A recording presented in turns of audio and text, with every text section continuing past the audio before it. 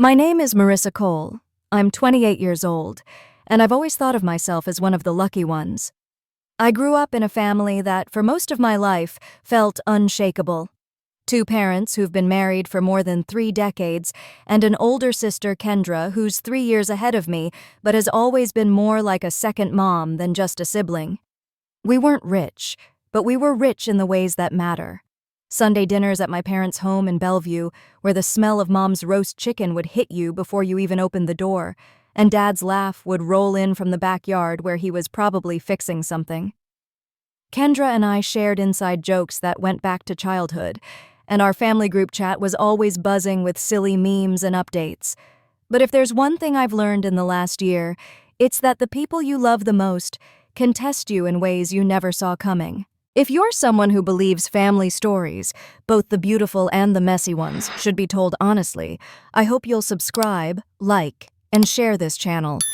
It means more than you know, and it keeps me telling the truth, all the way through. The storm began about a year ago. Kendra's marriage collapsed almost overnight. One evening, over a half-drunk cup of coffee in my Seattle apartment, she told me that her husband, Adam Lawson, had been cheating on her with a coworker. Her eyes were red-rimmed from crying, her shoulders hunched like the weight of it all might physically crush her. "He left," she said simply, voice cracking. "After the fight, the boys heard everything, Marissa, and then he just packed a bag and walked out." The boys, Evan, 9, with his love of dinosaurs and tendency to ask why 5 times in a row. Caleb, 7, the softer one, quick to cry at sad movie endings. They were my heart long before this mess started. I reached across the table and took Kendra's hand. "We'll figure it out. You're not alone in this." She tried to smile, but it collapsed into another sob. "The divorce lawyer's draining me. Adam's fighting child support. I don't even know how I'm going to keep the apartment." That night, I went to bed with her words still echoing in my head. I couldn't shake the image of my nephews trying to make sense of why Dad's spot at the dinner table was empty. I told myself I'd do whatever I could to help, because that's what family does, right? The weeks that followed were a blur of action. My parents started showing up at Kendra's place every Sunday, arms full of grocery bags. I offered to cover half her rent, even though it meant cutting deep into my own budget as a marketing coordinator. I rearranged my work schedule so I could pick up the boys from my parents' house after school, bring them to my apartment in Capitol Hill, help with homework, feed them snacks, and keep them busy until Kendra finished work. Weekends became Aunt Marissa time. I took them to the science museum, the zoo, the movies, anywhere that would light up their faces and, at least for a little while, make them forget the shouting they'd heard between their parents. I never tallied the money I spent on popcorn or arcade tokens. The look on Caleb's face when I handed him a fistful of tokens was worth it. At first, Kendra seemed genuinely grateful. She'd bring me coffee on her days off, or my favorite lemon scone from the cafe near her office. "I don't know what I'd do without you," she'd say, and I believed her. But if I'm honest, there was something else lingering under the surface, an unspoken shift I couldn't quite name. I told myself it was just the adjustment period. After all, Kendra's life had been turned upside down, and we were all just doing what we could to keep the pieces from scattering too far. I didn't know it then, but this was only the calm before the real storm. The part of the story where you think you're just helping someone you love, not realizing how easily that help can turn into something else entirely. Something that swallows your own life whole. And the first small crack in that picture-perfect, close-knit family image was about to appear. The Monday after that late-night coffee with Kendra, I called my parents on my lunch break. "We need a plan," I told Mom as I sat in my car, rain tapping on the windshield. "She's drowning, and the boys, they don't need more instability." Mom's voice softened. "Your father and I were thinking the same thing. We'll handle groceries every week. Can you help with after-school pickup? You're off earlier than she is." That was how it started. Simple, almost casual. A family pulling together, each of us taking a piece of the weight so no one got crushed. By Friday, we had a routine. Kendra dropped the boys at school in Bellevue in the morning, Dad picked them up at 3 o'clock, and I swung by my parents' house at 4 o'clock to bring them to my apartment in Capitol Hill. We'd spread their homework across my coffee table, Evan tackling multiplication, Caleb coloring in dinosaurs, while I made grilled cheese or heated up leftover pasta. By the time Kendra arrived around 6:15, they'd be fed, homework done, and ready to go home. At first, it felt good, purposeful. I could see the relief in Kendra's face when she walked in, her shoulders a little less tense. She'd sometimes press a warm paper cup into my hands, a caramel latte from the cafe near her office. "Thanks, Riss. Really, I mean it," she'd say, and I believed her. Weekends became something else entirely, what I started calling Aunt Marissa Adventures. One Saturday, we rode the monorail into downtown Seattle and spent the afternoon at the Pacific Science Center. Another weekend, I took them to a matinee of an animated movie, complete with popcorn, gummy worms, and a soda each. Watching Caleb giggle so hard he snorted during the movie made the ticket prices fade into the background. Still, there were nights when I'd drop into bed, exhausted, and wonder how single parents did this day in and day out. I wasn't their mom. I could give them back at 6 o'clock. But even in those few hours, I could feel the demands stacking up. One evening, about a month in, Kendra lingered after picking the boys up. "So, my lease is coming up," she started, twisting the strap of her purse. "The landlord's raising the rent. I'm already behind because of the lawyer." I didn't wait for her to finish. "I'll help cover it. Half, if you need it." Her eyes widened. "Are you serious?" "I can cut back on a few things," I said, waving it off like it wasn't a big deal. But it was. I knew my budget inside out, and this would mean fewer dinners out, no spontaneous shopping sprees, and a tighter squeeze every month. Still, her gratitude made it feel worth it in the moment. The thing about helping someone is that you don't always see the shift when it happens, when generosity stops being an offer and starts becoming an expectation. At that point, all I saw was my sister trying to keep her life from falling apart. One Sunday afternoon, we were at my parents' house for our usual dinner. Dad was out back flipping burgers, Mom setting the table. The boys were in the yard playing tag. Kendra and I stood at the counter, slicing tomatoes. "You've really stepped up," she said suddenly. "I don't know if I've said that enough." I glanced at her. "You've said it, and you don't have to keep saying it. I'm happy to help." She gave a little laugh, but her eyes stayed on the cutting board. "You make it sound so simple." I didn't press. In that moment, I thought maybe she was starting to breathe again, starting to rebuild. I couldn't know that months later, these same arrangements, these same sacrifices, would become the source of the deepest arguments we'd ever have. That night, after dinner, Evan handed me a crumpled drawing he'd made. A stick figure version of me holding hands with him and Caleb, all of us grinning under a bright yellow sun. In wobbly letters at the bottom, he'd written, "Best aunt ever." It nearly broke me, in the best way. Driving home, I remember thinking, this is what family's for. I had no idea how much that belief was going to be tested. The first few months of helping Kendra fell into an easy rhythm. She'd pick up the boys at 6, thank me with a smile, and sometimes hand me a warm cup of coffee or a scone as if to say, "I see what you're doing for me." It wasn't perfect, but it worked. Then, about 4 months in, the little cracks began to show. It started with a Tuesday evening. 6 o'clock came and went. By 6:15, the boys and I were at my kitchen table, homework done, grilled cheese eaten. By 6:40, they were building an elaborate Lego fort in the living room. At 7:15, the door finally opened. "Sorry I'm late," Kendra called out, dropping her purse on my counter. Work was crazy. Her explanation fit, at least that first time, but the next week she was late again, and the week after that. Then came the night she showed up almost 2 hours late, wearing a silky, low-cut blouse I'd never seen before, her hair in soft curls instead of the practical ponytail she usually wore to the office. Her eyeliner was darker, sharper, and her lipstick was a bold red.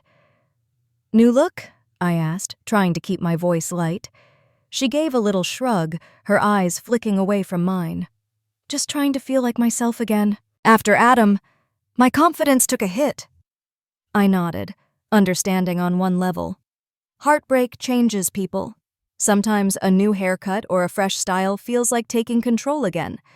But something about the way she avoided my gaze stayed with me. One Thursday, while I was helping Evan with his math homework, he looked up and asked, "Do you know Mom's dating someone?" I froze for half a beat. "Did she tell you that?" He shook his head. "No, but I heard her laughing on the phone, like she used to laugh with Dad before, you know." His voice trailed off. I ruffled his hair. "Grown-ups are complicated, kiddo." Inside, though, I was uneasy. I didn't care if Kendra was dating, she deserved happiness, but I wished she'd been honest with me, especially since her late arrivals were starting to feel less like bad luck and more like a pattern. The changes didn't stop there. She began texting instead of calling, short, clipped messages like, "running late, feed the boys dinner," as if my time and energy were just a given. One evening, while the boys watched cartoons, I sat at my counter with a cup of tea, scrolling through my phone. A picture popped up in my social feed. A mutual acquaintance had posted from a trendy rooftop bar in downtown Seattle, and there, in the background, was Kendra, laughing, her hand on a man's arm. When she came to pick up the boys later that night, I didn't bring it up, not yet.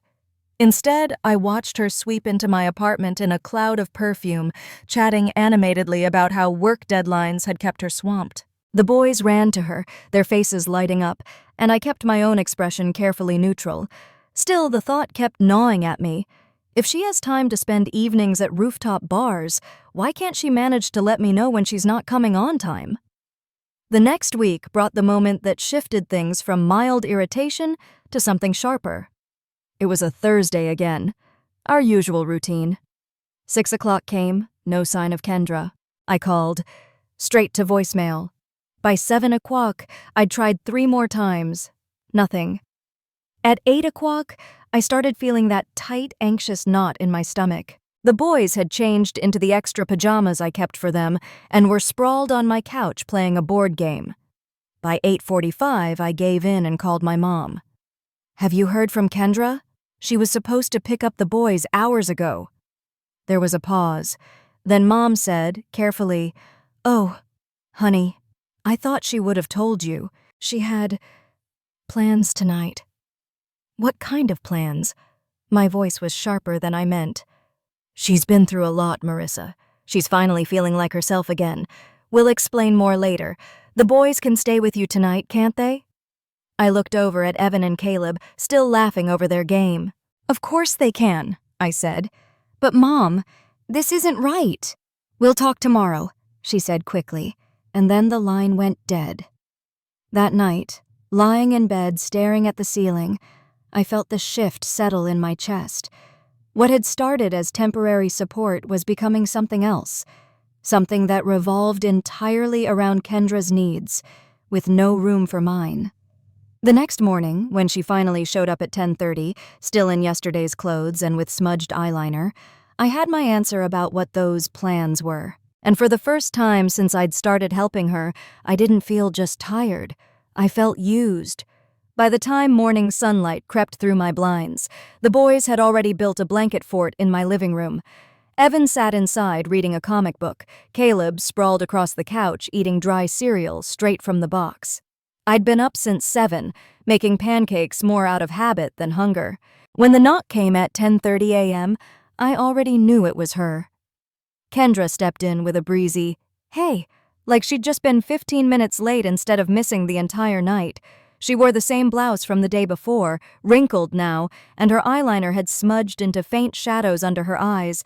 She looked like someone who'd had a late night, maybe a fun one, but not like a mom who'd spent the evening worrying about her kids. The boys ran to her. "Mom!" Caleb shouted, wrapping himself around her legs. She hugged them quickly, then glanced over at me. Her smile faltered when she saw my expression. "We need to talk," I said quietly, nodding toward the kitchen. Once the boys were back to their pancakes and cartoons, I shut the kitchen door halfway. "Where were you last night? I called you 12 times. Your phone went straight to voicemail." "My phone died," she said quickly, reaching for the coffee pot on my counter like this was just another casual morning. I crossed my arms. You could have borrowed someone's phone. Or plugged it in somewhere. You knew your kids were waiting for you. Her eyes flicked up, narrowing slightly. They were with you. I knew they were safe. That's not the point, I said, keeping my voice even though my pulse was spiking. You didn't tell me you weren't coming. What if I had plans? What if there was an emergency? She leaned against the counter, a slow smile creeping back in. Fine. You want the truth? I was with Ryan. We've been seeing each other for a few weeks. Last night was special. I let out a sharp breath. You were on a date? You turned off your phone, left your kids here overnight without asking me, and I had to find out from Mom that you had plans? Her smile vanished. You're making this into a bigger deal than it is. It is a big deal, I shot back. You don't get to dump your responsibilities whenever you feel like it just because you know I'll pick up the slack. Her posture stiffened, hands curling into fists at her sides. You have no idea what it's like to raise 2 kids alone while working full-time. You, with your perfect little single girl life, your freedom. Perfect little life? I cut in. The one where I'm paying half your rent, rearranging my schedule every day and spending my weekends taking care of your kids? You think that's freedom? No one asked you to do that, she snapped, her voice rising enough that I knew the boys could hear.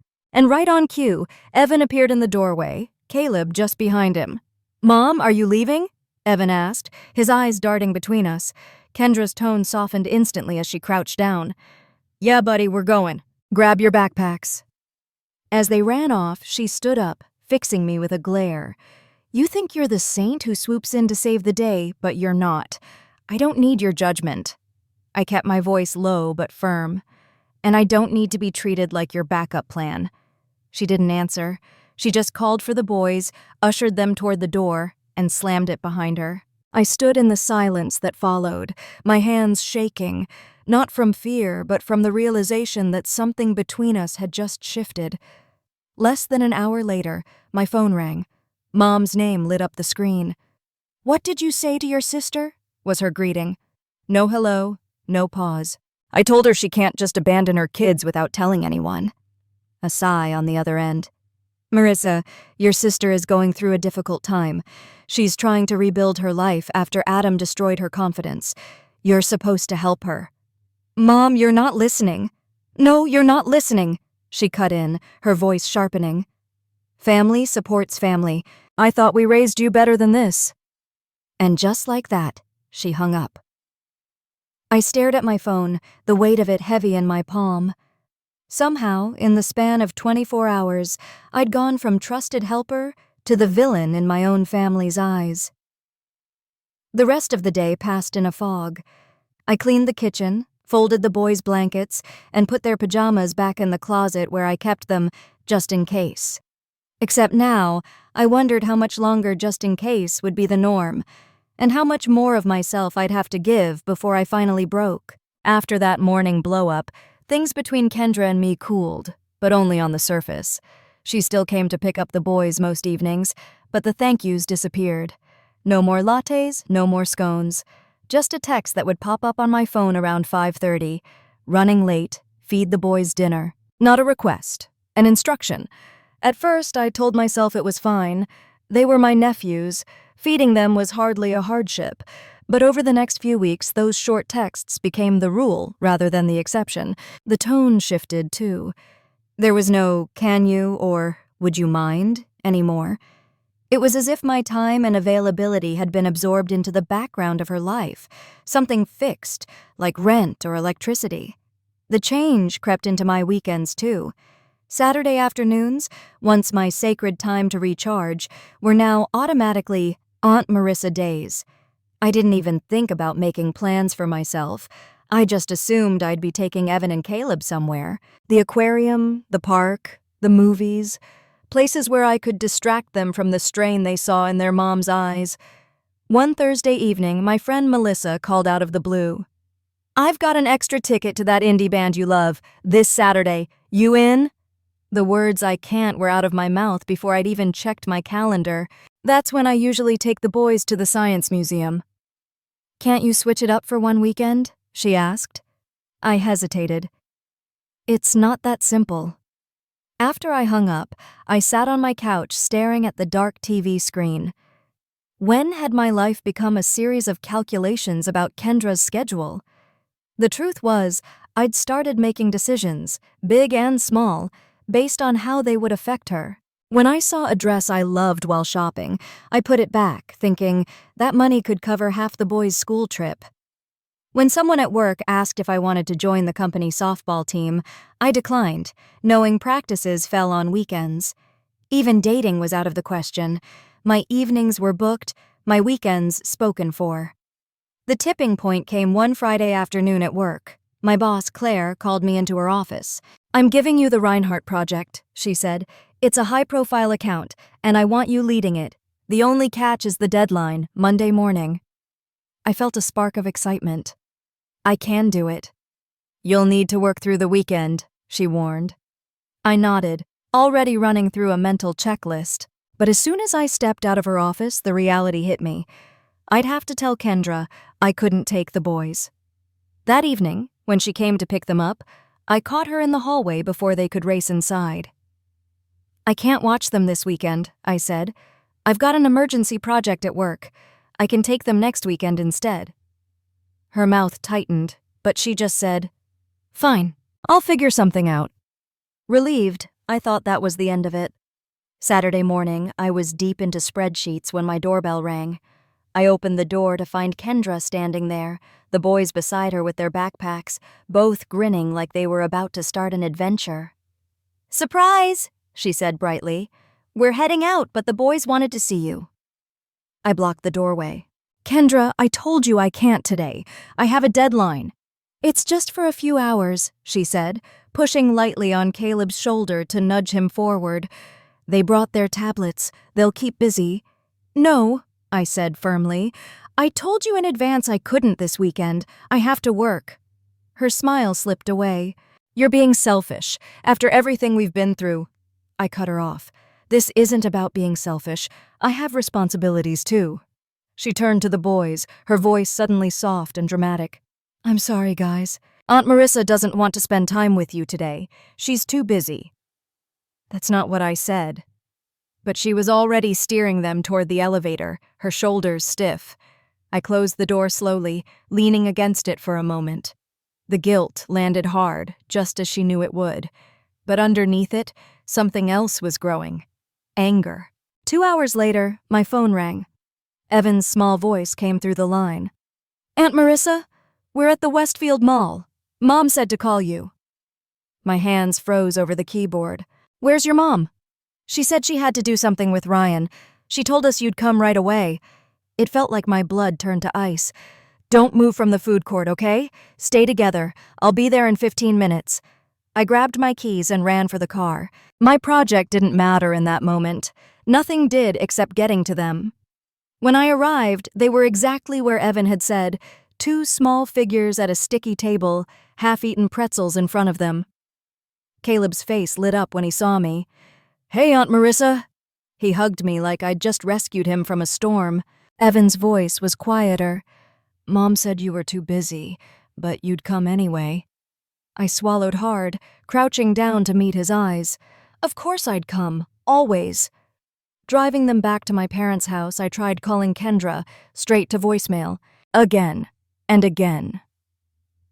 I thought about calling the police, because leaving kids alone at a mall wasn't just irresponsible, it was dangerous, but I couldn't bring myself to put the boys through that. When Mom opened the door, surprise flickered across her face. "Marissa? Boys? What's going on?" "Ask your daughter," I said, ushering Evan and Caleb inside. She left them alone at the mall and told them to call me. She knew I had an important work deadline today. Mom's lips pressed into a thin line. I'm sure she had her reasons. "Stop making excuses for her," I snapped before I could stop myself. The boys looked over from the living room, and I lowered my voice. "This isn't just inconsiderate anymore. It's neglect." Dad came in from the kitchen, frowning. "We'll watch them until Kendra gets back. You should go finish your work." "Good," I said, "because I'm done being her on-call babysitter." Mom's face fell. "What do you mean, done?" "I mean, I said, grabbing my bag. I've reached my limit. For months, I've rearranged my life around her needs, spent thousands of dollars, and in return, I get treated like I'm selfish for having boundaries. Well, not anymore. No one argued. They just watched me walk out the door. And for the first time in a long time, I felt a strange mix of guilt and relief, like maybe, just maybe, I was finally reclaiming my own life. The Monday after the surprise drop-off, I was still stewing over it when my phone rang at work. It was Claire, my boss, asking for a progress update on the Reinhardt project. "You're ahead of schedule," she said approvingly. "If you can wrap the final revisions by Friday, we can send it out early. That would look very good for you, Marissa." I promised I'd make it happen, but the unspoken truth hung in the air. That meant another weekend glued to my laptop, and another weekend I wouldn't be available for the boys. I decided to get ahead of it. That Thursday evening, when Kendra arrived to pick them up, I stepped outside with her before she could come in. "I need to let you know now. I can't take the boys this weekend," I said. "I have to finish the Reinhardt project. I'm working straight through until Monday." She frowned but didn't argue. "Fine, I'll figure something out." For the first time in months, I thought maybe she actually would. Saturday morning was quiet. I was halfway through a dense spreadsheet when my phone buzzed. It was a number I didn't recognize. "Hello? Aunt Marissa?" Evan's voice came through, small and uncertain. "We're at the Westfield Mall. Mom said to call you." I felt my stomach drop. "Where's your mom, Evan?" "She said she had to meet Ryan for something. She told us you'd come get us right away." I was already grabbing my keys. "Stay right where you are. Don't leave the food court. I'll be there in 15 minutes. The drive was a blur of red lights and clenched fists on the steering wheel. My mind kept replaying the same thought. She left them alone, at a crowded mall, knowing I had a deadline. When I walked into the food court, the noise hit me like a wall. Chatter, clinking trays, the faint hum of an arcade nearby. And then I saw them. 2 small figures at a sticky table, pretzels half-eaten in front of them. Caleb's face lit up when he saw me. "Aunt Marissa!" He ran over and hugged my legs, the way little kids do when they feel safe again. Evan stayed seated, his eyes flicking up at me and then down again. "Mom said you were too busy, but you'd come anyway." I crouched beside him. "I'll always come," I said softly. "No matter what." We left the mall without stopping for anything. I could feel Evan's silence beside me in the car, a silence that weighed more than any lecture. I tried Kendra's phone on the drive, straight to voicemail, twice. By the third attempt, I knew she'd turned it off. By the time we reached my parents' house, my anger had gone from a simmer to a boil. Mom opened the door, surprise in her eyes. "Marissa? Boys? What's going on?" I stepped inside, the boys slipping past me toward the living room. "Ask your daughter. She left them alone at the mall and told them to call me." Mom's mouth tightened. "I'm sure she had her reasons." "Stop," I cut in, my voice sharper than I intended. I glanced at the boys, lowered my tone. "This isn't just inconsiderate anymore, it's dangerous." Dad came in from the kitchen, drying his hands on a towel. "We'll watch them until Kendra gets back. You should go finish your work." "That's exactly what I'm going to do," I said, my pulse pounding. "Because after today, I'm done being her on-call babysitter." Mom's brow furrowed. "What do you mean, done?" "I mean I've rearranged my life for months around her needs. My time, my money, my energy, and in return, I get treated like I'm selfish for having boundaries. Well, I'm setting them now." Neither of them had an answer for that. I drove home in a silence so thick it felt like it could choke me. The guilt was there. I could never turn it off when it came to the boys. But underneath it was something fiercer. Resolve. That night, I typed out a message to Kendra. "I love Evan and Caleb, but I can't be your backup plan anymore. Until you can respect my time and my boundaries, I won't be available to watch them." I hovered over send for a few seconds, then tapped it before I could change my mind. Her read receipt popped up almost immediately, but no reply came. And for the first time in a long time, I didn't feel the need to chase an answer. The message I'd sent Kendra after the mall incident sat there, read stamped beneath it, unanswered. No excuses, no angry retorts, just silence. And for once, I didn't rush to fill it. The first few days felt strange. My phone didn't buzz with last-minute requests. My evenings, for the first time in a year, were my own. I'd come home from work to a quiet apartment, the hum of the fridge and the soft rustle of my cat, Willow, padding across the hardwood floors. No backpacks dumped by the door, no cartoon voices blaring from the TV. I told myself not to feel guilty. After all, I'd been clear with Kendra, but guilt doesn't dissolve on command. Every time I passed the Science Museum downtown, I thought of Evan's eager questions or Caleb's little hand slipping into mine. Still, I knew this break was necessary. By the second week, the emptiness started to feel less like loss and more like space. I said yes to Melissa's invitation for happy hour after work, the first time I hadn't given her a maybe if Kendra doesn't need me in months. I bought the dress I'd put back weeks earlier, a deep green wrap that made me feel like myself again. One Thursday, I signed up for a kickboxing class at a studio a few blocks from my apartment. The first session left me sweating and sore, but also lighter, like I'd shaken off something that had been clinging to me for too long. That's where I met Derek, tall, athletic, with an easy smile that reached his eyes. We started talking after class, first about boxing techniques, then about favorite coffee spots in Capitol Hill, and eventually about everything else. He had a way of listening that made me feel like my words mattered, even the small ones. A week later, over lattes at a cafe, Derek asked, "So what's your weekend look like?" I almost laughed. Out of habit, I almost said I have the boys, but then I realized I didn't. Not unless I chose to. "Actually," I said, "it's open." The relief that came with saying those words surprised me. That Saturday, Derek and I spent the afternoon wandering through Pike Place Market. We sampled cheeses, browsed art stalls, watched street performers juggle fire. I caught myself smiling in a way I hadn't in months, wide and unguarded. But the real test came the following Wednesday. My phone buzzed with a text from Kendra. "Can you take the boys Friday night? I have plans." I stared at the message for a long moment.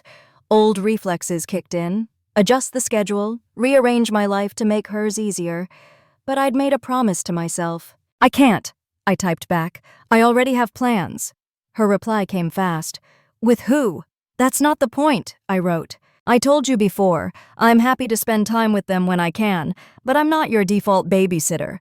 You need to plan ahead, Kendra." There was no answer after that.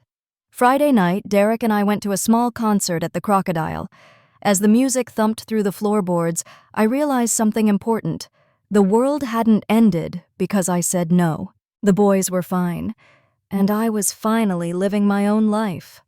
A few days later, Mom called. "We haven't seen much of you lately," she said. "The boys miss you." "I miss them too," I admitted, "but I'm trying to keep things balanced. I can't be on call all the time." There was a pause, then a sigh. "I just hope you and Kendra can work things out." "I do too," I said, "but it's not going to happen if I keep pretending nothing's wrong." After we hung up, I sat on my balcony, watching the city lights blink on as the sun went down. I thought about how easy it had been for my role to shift from helpful aunt to second parent, and how quietly that shift had happened. It wasn't that I didn't want to help my family. I did. But there's a difference between helping out of love and being expected to sacrifice yourself without question. And somewhere along the way, I'd crossed that line without noticing. Now, I could see it clearly, and I wasn't going back. It had been nearly a month since the mall incident and my decision to set boundaries. I'd seen Evan and Caleb only a couple of times, both at my parents' house when I happened to drop by. Those visits were short, just enough to hug them, ask about school, and slip them some homemade cookies before heading out. When Mom called on a Wednesday evening, her tone was cautious.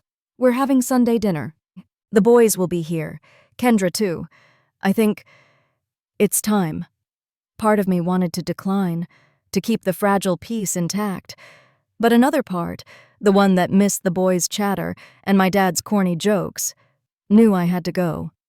Walking into my parents' Bellevue home that Sunday felt like stepping into an old photograph. The scent of Mom's pot roast filled the air, mingling with the faint sound of the boys laughing in the backyard.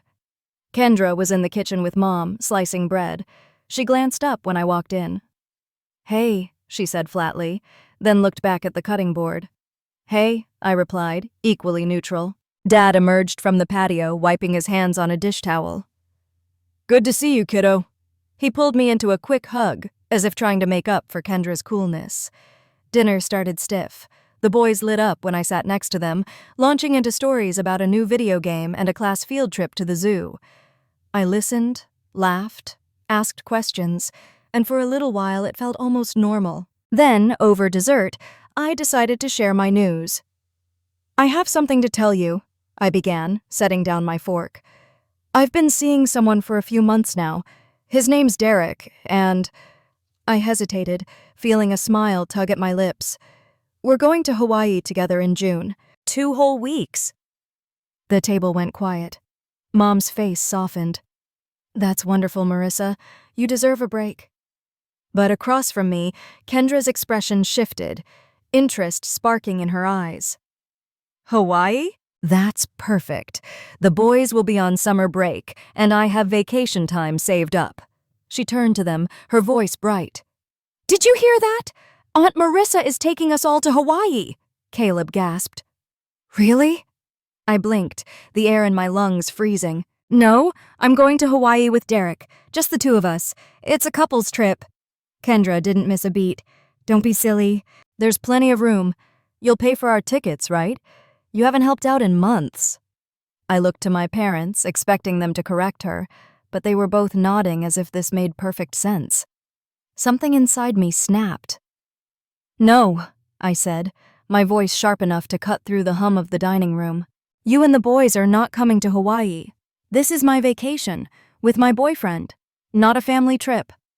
Mom cleared her throat. "Marissa, don't you think you're being a bit selfish? It would mean so much to the boys."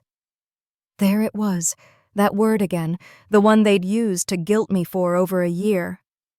I let out a humorless laugh. "Let me tell you what's selfish.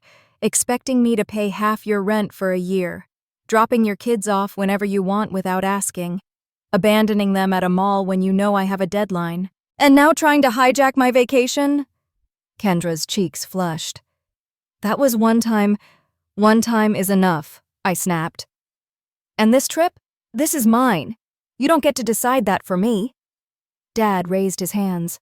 "Let's all calm down." "I am calm," I said evenly. "I'm just done being taken advantage of.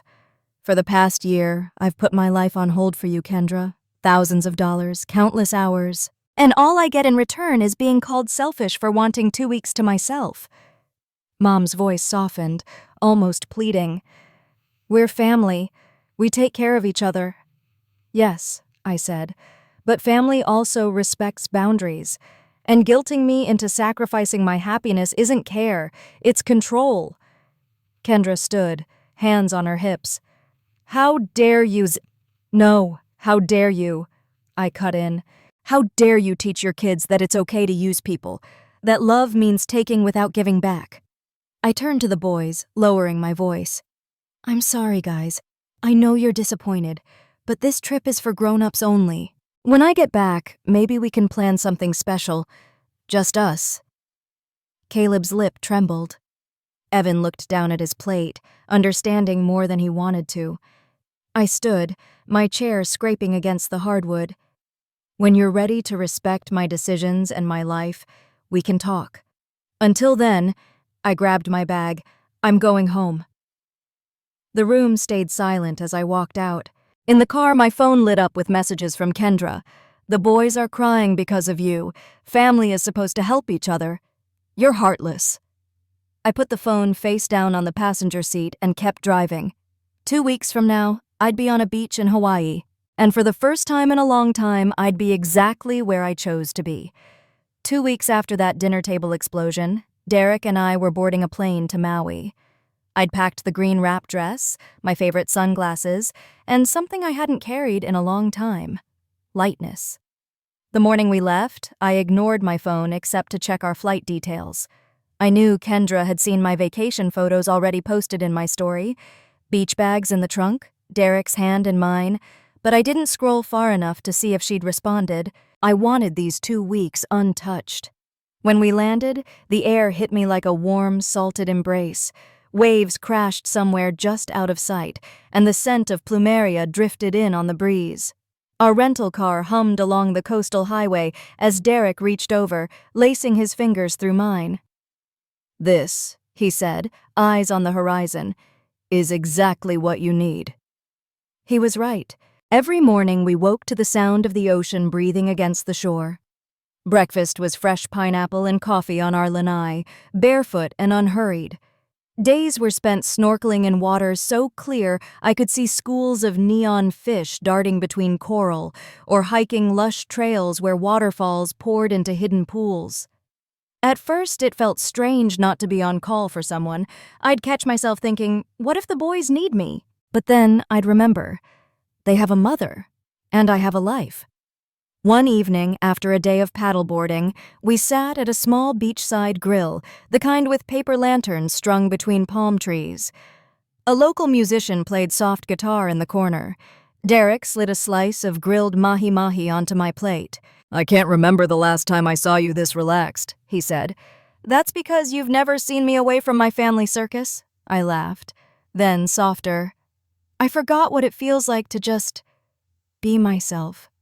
He watched me for a long moment. "I like who you are when you're with me, and I want more of this. More of you, without all the weight you've been carrying." I didn't answer right away, but I felt the truth of it settle inside me. On our final night, we walked along the sand at Muna Beach. The tide was low, revealing smooth black stones beneath the pale light of the moon. I was mid-sentence about a sea turtle we'd spotted earlier when Derek stopped walking. When I turned, he was already kneeling in the sand, a small velvet box in his hand. My breath caught. "These past months with you have been the happiest of my life," he said, voice steady but eyes shining. "You've shown me what strength looks like. Not the loud kind, but the kind that stands its ground even when it's hard. Being with you makes everything better. Marissa Cole, will you marry me?"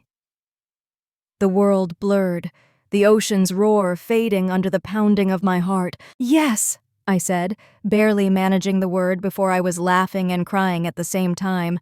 "Of course I will." The ring was simple, just a single diamond, catching the moonlight with quiet elegance. It felt perfect, like he'd chosen something that fit who I was, not who anyone else thought I should be. We stayed on the beach a long time, toes buried in the sand, the waves brushing the shore like they were sealing our promise. When we flew back to Seattle, the chill in the air was sharp after Maui's heat, but it couldn't touch the warmth I carried. As we waited for our luggage, Derek said, "My lease is up next month.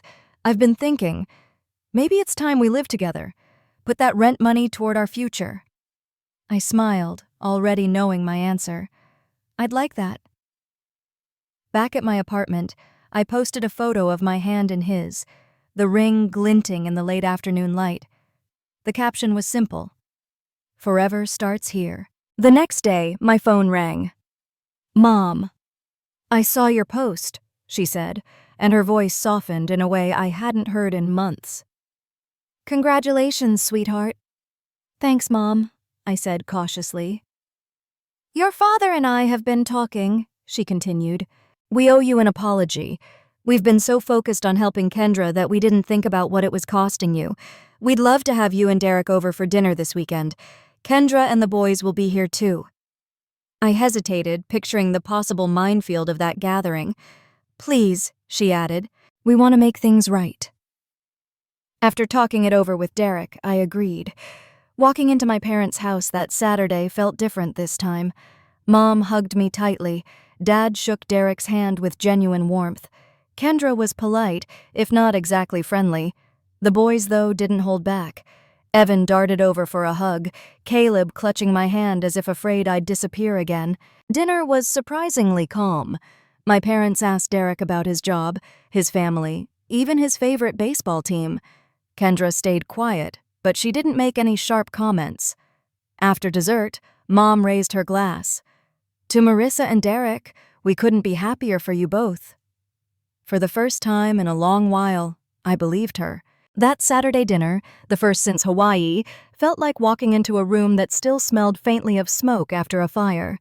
The blaze was gone, but the air carried a trace of what had burned. Mom met Derek and me at the door with a hug that lingered just long enough for me to feel the difference. Her hands gripped my arms before she stepped back, her eyes shining.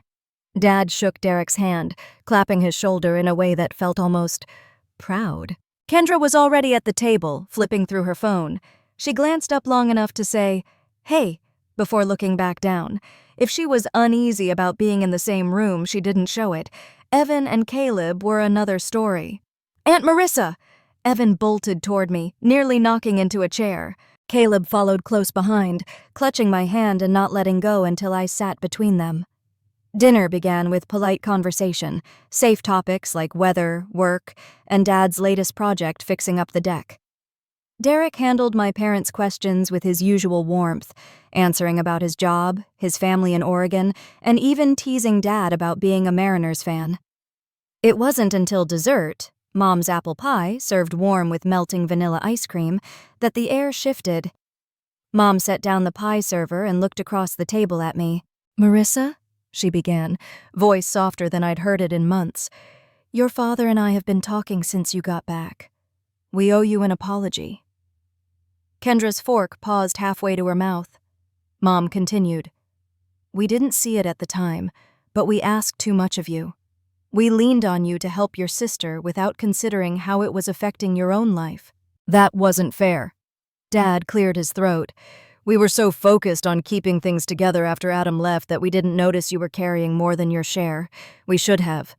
The words landed heavier than I expected. Part of me wanted to cross my arms and say, "Finally." Another part just felt tired. "I appreciate you saying that," I said carefully. But it wasn't just about helping. It became an expectation. And when I tried to set boundaries, it felt like I was punished for it.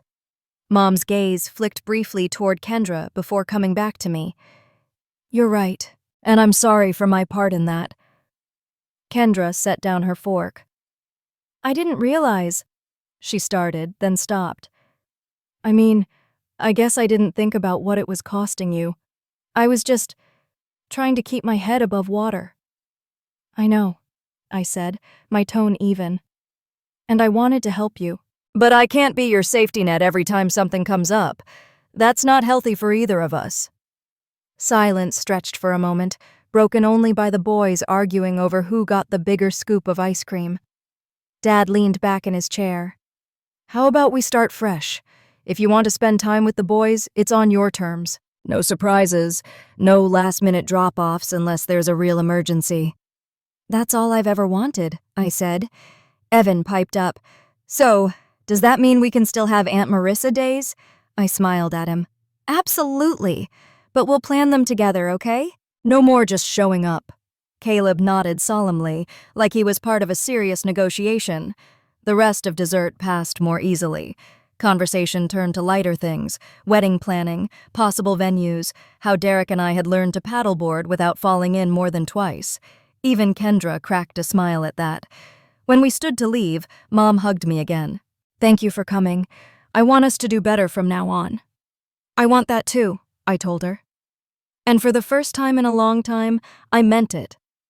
Outside, Derek slid his hand into mine as we walked to the car. "That went better than I thought," he murmured. "It's a start," I said, watching the porch light fade in the rearview mirror. "And that's all we need right now." In the months after that dinner, life began to feel steady. Not perfect. Perfection had never been on the table, but balanced. Kendra kept her word. She started managing her own schedule with the boys, arranging childcare ahead of time, and, maybe most importantly, stopped assuming I would automatically say yes. She even picked up a few extra hours at work and told me proudly over coffee one afternoon, "I'm covering the full rent now." It wasn't an apology in the traditional sense, but I didn't need it to be. Actions speak louder, and her actions were finally showing respect. Evan and Caleb were still a big part of my life, but now on my terms. We planned Aunt Marissa days together, sometimes a Saturday picnic at Gasworks Park, other times an afternoon baking cookies in my kitchen. Because they were scheduled, I could actually look forward to them, rather than feeling like they'd been dropped into my lap at the last second. Derek moved in at the start of spring. My once cluttered apartment felt lighter, not just from his habit of keeping counters clear, but from the way he made the space feel like ours. We spent weekends hiking in the Cascades, trying new recipes, or just sitting on the balcony with glasses of wine, watching the sun fade over the city. One rainy Sunday, we hosted the whole family for brunch. My parents brought cinnamon rolls, Kendra arrived with the boys, and a store-bought quiche she admitted she'd almost burned. And you know what? It was easy. No undercurrent of resentment, no tension humming beneath the chatter, just the sound of forks on plates and my dad's laugh booming from the other end of the table. I caught Kendra's eye at one point, mid-bite of her quiche. She gave me a small, almost sheepish smile. It wasn't much, but it was honest, and it felt like a page turning. There were still moments, of course, times when old patterns tried to creep back in, a last-minute text asking if I could watch the boys just for an hour, or my mom hinting that I should be more flexible. But now, I recognized the line before it blurred, and I didn't hesitate to protect it. Because here's the truth. Setting boundaries didn't make me a bad sister, a bad daughter, or a bad aunt. It made me a better one. When I showed up for my family now, it was because I wanted to, not because I felt trapped, and that made all the difference. Looking back, I can see the arc so clearly, the way help quietly became expectation, how guilt was used as currency, and how I'd been complicit by not speaking up sooner. It wasn't just about the mall incident, or Hawaii, or a dozen late-night pickups. It was about learning that love without limits can slowly erase you, one small compromise at a time. Now I understand something I didn't before. Loving yourself enough to say no is one of the most powerful ways to love others. Because when you protect your time, your energy, and your peace, you show up as your whole self, and that's worth far more than endless self-sacrifice. So, if you're listening to my story and you've been in that place, constantly giving until you're running on fumes, I hope you hear this. You are allowed to draw the line. You are allowed to take back your life without apologizing for it. It's not selfish. It's necessary. Thank you for staying with me through this journey. If my story resonated with you, if it made you think about your own boundaries, your own family dynamics, then please hit the like button, subscribe, share it with someone who needs to hear it, and tell me your thoughts in the comments. Because these conversations matter. And your voice matters in them too.